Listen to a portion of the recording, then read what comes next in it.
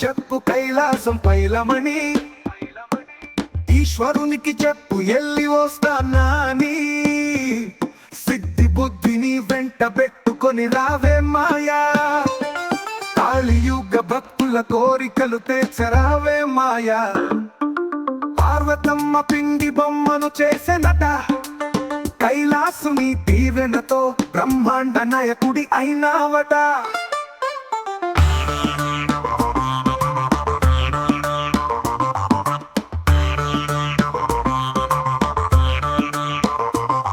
ఇది శాశ్వతం కథని ఎప్పుడో చెప్పిన వంట, ఇచ్చిన మాటకు నాయనాకే ఎదురు మళ్ళీన వంట. కార్తికేయునితో పోటీ అంట, అందులోన కూడా నువ్వే ముందంట. నువ్వేమో గజరాజు రూపం అంట, ఎలుకే నీ వాహనం అంట. ఈ క్షేత్రం ఎవరు ఎరుగనే ఎరుగారంట. మహాభారతం రాసిన వంట, ధర్మమును చెప్పనికే ఒక యుగమే అంట. నీ పూజలేనిదే ఏ దేవుడు పలకడంట, నువ్వేమో ఆహార ప్రియుడి వంట. నీ నామ స్మరణతో ఏదైనా జరుగుతదంట, ఎందుకో అంత మహిమ ఎవరికి తెలియదంట. నిన్ను నమ్మితే అంతా జరుగును అంట, ఇది కూడా ఆ నీలా మహుండేశ్వరుడి లీలనంట. ఓ గణపయ్య నవరాత్రి వెలయే రావే మాయా, పర్వతమ్మకు చెప్పు కైలాసం పైలమని, ఈశ్వరునికి చెప్పు ఎల్లి వస్తానా అని.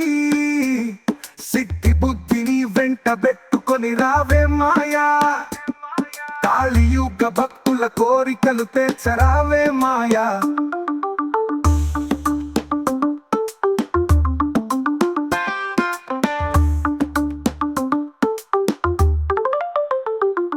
పంచభూతాలకు నువ్వు ప్రీతి అంట, ఆపదాన్ని కోరితే ఆగనే ఆగవట.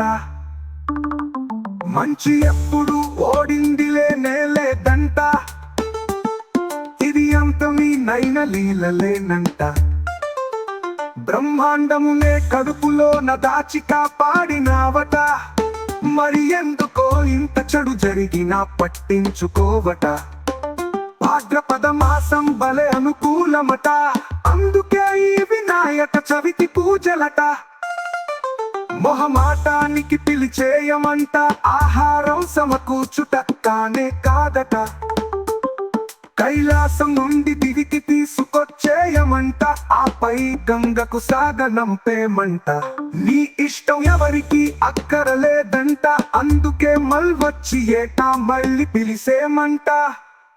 ఓ గణపయ్య నవరాత్రి వెలయే రావే మాయా, పర్వతమ్మకు చెప్పు కైలాసం పైలమని,